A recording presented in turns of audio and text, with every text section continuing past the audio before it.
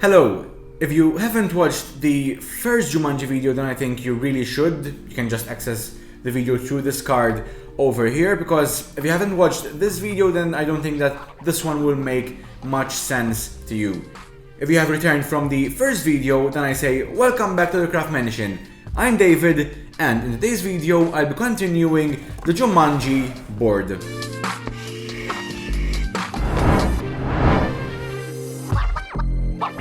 Some more templates will be used in this video. In fact, the ones that will be used in this video are quite more complicated than the ones used in the first video, but when I finish all the templates you can get them as a bundle through the link down below. You can access buymeacoffee.com, through which you can purchase the whole bundle of templates. And I'm sorry I haven't been uploading regularly, but not only does this project take quite a long time to make, but I also have to deal with university stuff. I'm really excited to try some new art hacks in this video. Not only will I be using wood, as I have been using these past 2 weeks, but I will try to make... and I'll be trying some new stuff as well. Picking up where I left the board, the next step was to stain the wood. I used a rich mahogany color and gave the wood 2 coats of the stain. If you sand the cardstock very lightly, it can be stained more easily.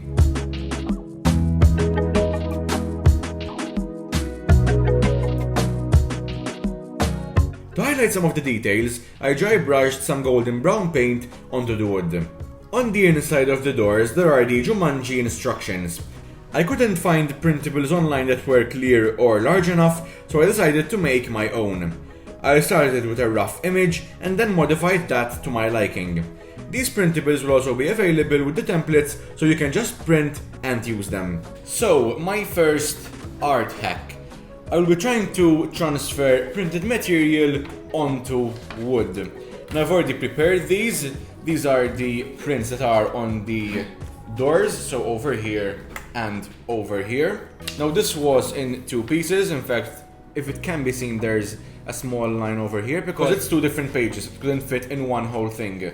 So I've already prepared these by cutting along the blue lines and then removing the excess and aligning both pieces together so they could fit nicely like this. Then I also put some tape at the back to keep them in place.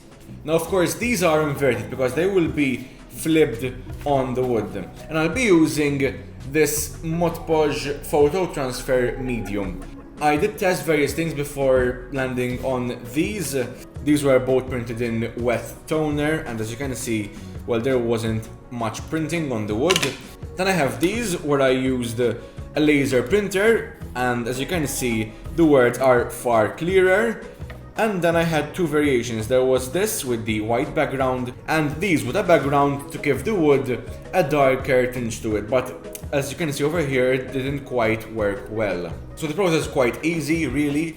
So I'm going to transfer this onto here first, and there needs to be a lot of glue. You can spread the glue on the paper, but since this is quite a large piece of paper, I decided to put the glue on the wood itself. I didn't cut it exactly to the edge because I wanted some extra room where I can wiggle the paper. So now the next step is to grab a ruler, preferably not one that is very sharp, and push away all the extra glue. Then of course the second one is the same process. I'll give this time to cure and I'll see you in 24 hours. Okay, so now it's been a whole day. Let's see if this worked. First step, adding water and letting the paper soak. The upper layer of paper should start tearing off. Yeah, hopefully it's good all the way through. And as you can see, the print underneath is now facing the right way. To get a clearer image, I removed as much of the paper as I could using a toothbrush. When fixing up the letters, I still tried to leave them a bit rough around the edges. Now the background was too white, so I mixed some of the stain with water and washed over the panel to give it some color. When I built the compartments, I left a small slot in which these panels could fit. I put glue on the bottom and then I hammered the panel into the slot and then flattened it to the bottom. The board does not lay flat on the bottom but is rather slightly elevated. I cut and modified scrap pieces of wood so they were all 1.4 centimeters thick and glued them on for support. To make the actual board on which the tokens move, I used the thin MDF wood and cut a rectangle which was 37.6 cm by 27.6 cm, so it could fit inside the bottom part. Using this template, I traced the outline of all the leaves onto cardstock. To see the shadows of the debossed markings, I put my phone to the side to create a raking light. Then I marked lines along the middle of each path. These lines are where the corner magnets and wires will be placed for the tokens to be attracted to. On another sheet of cardstock, I traced the paths, the lines that mark each move, and the circle in the middle. I marked the lines I had traced and cut them out, and then I debossed the partitions between each section. Bit by bit, I added glue and put this layer onto the one with leaves. I didn't join the lines I had cut because I couldn't have loose parts really. Now that the top was glued on, I could just join the lines of the wires. Then I had the long process of cutting all the leaves. I traced these middle lines onto the MDF wood as well. I drilled holes for the magnets and made grooves for the wires. Depending on the thickness of the wire you're using, make sure that these grooves are deep enough to hide it. I bent large pieces of wire, then cut them into smaller parts and proceeded to gluing them. I used scraps of hot glue, warmed them up, and then quickly immersed the wire in place. Any extra glue was removed. I sealed it with glue and let it dry. It was kind of difficult to get the whole piece in one go, but by constantly pressing different areas, I think it stayed on pretty good. Before the glue dried, I also put on the loose leaves. As I did in the previous video, I used more cardstock than necessary and then removed the excess. The veins of the leaves were debossed freehand. Once the whole design was finished, I sealed it using regular Mod Podge. From the back, I glued in the magnets at the corners in the correct orientation. There are 4 colors in this piece: yellow, cream, and light and dark green. As I went along, I also dry brushed some other colors on to make the board look like it's been used.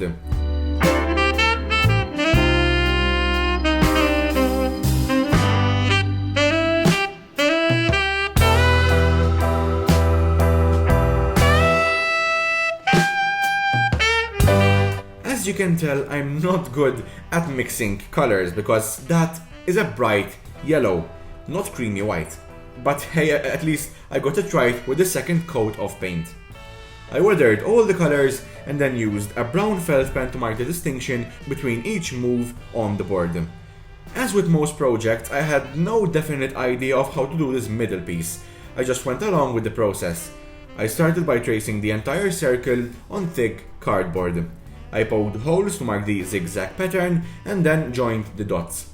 Using a strip of 5mm wide cardboard, I built the sides and the back of each section with superglue. For the pattern, I used strips of 5mm wide cardstock. Then, I cut the strip at a bevel to go from 5mm thick to 2mm. Finally, I glued on a 2mm wide strip to the outside. Now that the base is also finished, it's time to go and spray paint it in brown. I decided to mask off the center so that the dome had a paint-free surface to be glued on. Speaking of the dome, I literally had no clue what I was doing here. I tried melting some packaging plastic into a dome shape, but you can be the judge of how well that worked out for me. This is... After trying some other methods which I will not show for my own reputation, I decided to ditch the clear plastic and make the dome out of XPS foam.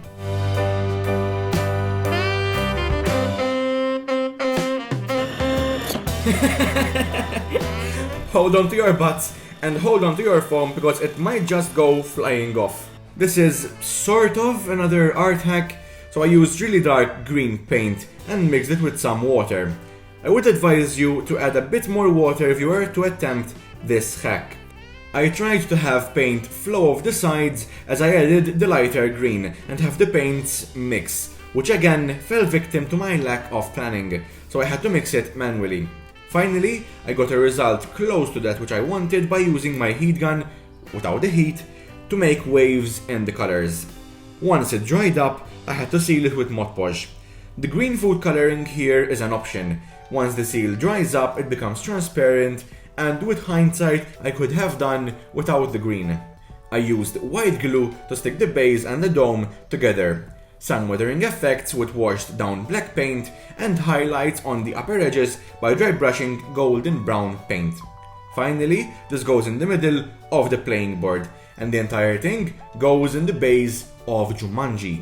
So these three pieces are finished from the inside, so the next step is to assemble them by joining the hinges, and then after that it's time to move on to the tokens and the dice, and then finally the design at the top, or first the design and then the tokens. Either way, that's what's next. That's what's next. I couldn't find a metal rod that was thin and sturdy enough for the hinges, so I modified some nails by flattening the head. For the stoppers, I used a 5mm thick dowel and cut 8 pieces to about 1.5 cm in length. I thinned down one end so it could fit tightly inside the hinges. I put in the nail and then hammered the stoppers at each end. There are several layers to the front design. I started by copying the entire outline onto cardstock. Then I removed the areas marked as 1 and transferred the design onto more cardstock. This process continued until I reached layer 5. Those middle pieces were left as support, not as part of layer 5.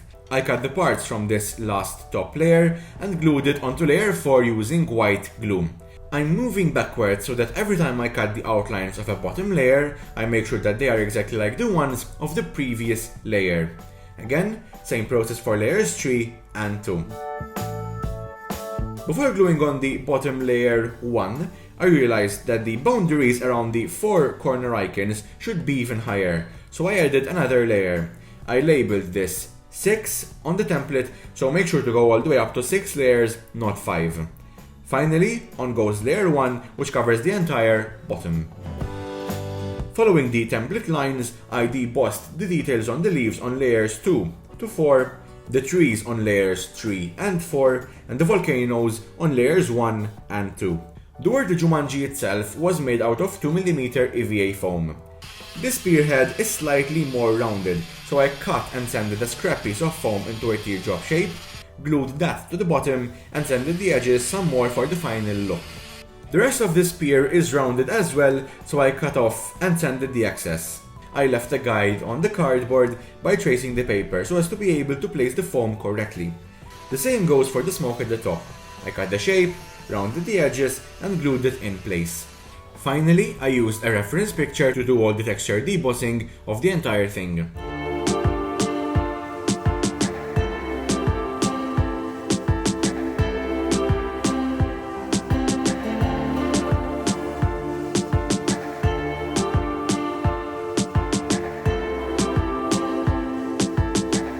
Using a heat gun, I sealed all the foam.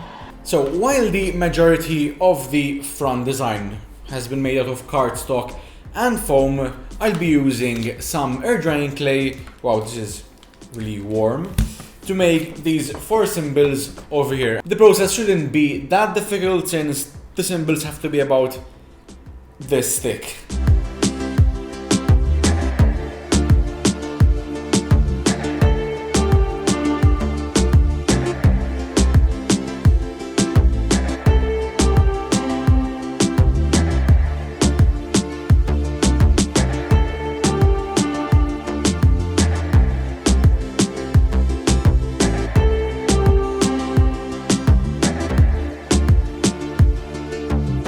Once the clay had dried, I refined the designs where necessary.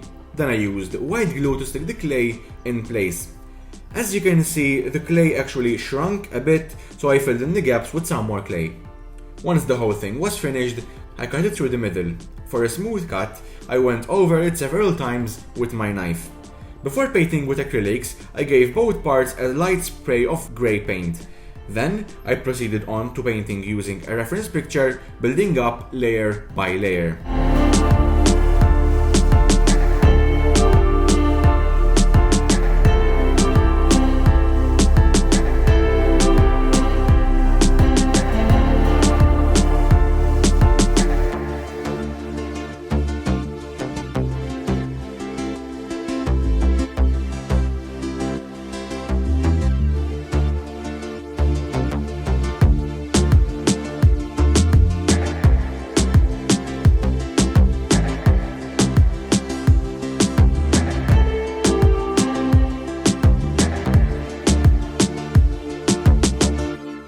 The Jumanji board has had a rough life, so a lot of weathering effects were involved.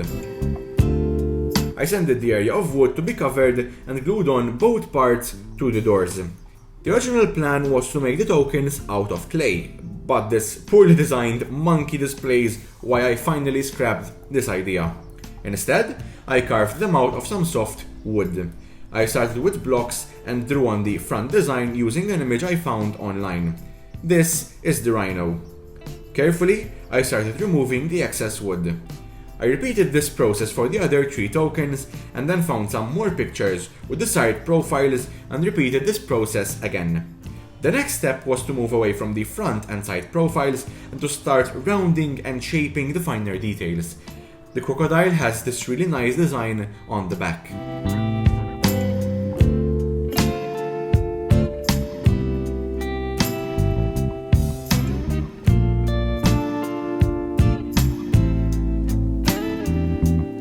Using a Dremel tool, I reached into the deeper places and rounded all the edges produced by the cuts. At the bottom, I carved out an area where the magnets could fit and then glued them in place. To hide the hole, I used wood filler and then sanded the excess once it was dry. By brushing on 2 coats of water-based varnish, I sealed the wood and made it shinier. I used dark green for the monkey, ivory-ish white for the rhino, dark silver for the elephant, and black for the crocodile, giving them 2 coats each. Using some brown shoe polish of different dilutions, I filled in the deeper areas and varied the rest of the color. For highlights, I used silver on the elephant and crocodile. Then I recoated all 4 with another coat of varnish. The last part of this project is the 2 dice. I cut 2 cubes with edges of 2 centimeters. I used some wood filler again to hide the grain of the wood. Then I carved in the dots of the dice and painted them in black. The rest is ivory white like the rhino. Finally, weathering and the last coat of varnish.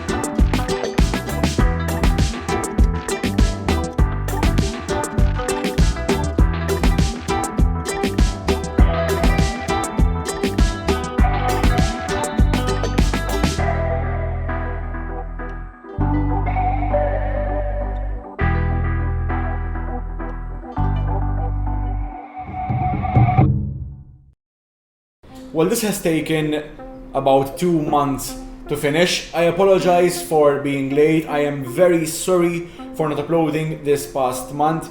There's supposed to be 4 feet at the bottom over here because when I added the design on the doors became a bit elevated, and so the bottom should have been slightly elevated as well. If you liked this project, and I really hope you did because it took quite a long time to make, please give this video a thumbs up and leave a comment down below what you think I should do next. You can always ring the notification bell if you haven't already, and you can always subscribe either from down below or from this circle over here. These are some more videos from my channel, and until next time, this is Jumanji, I'm David, and this is the Craft Mansion. Oh no. Well, here we go.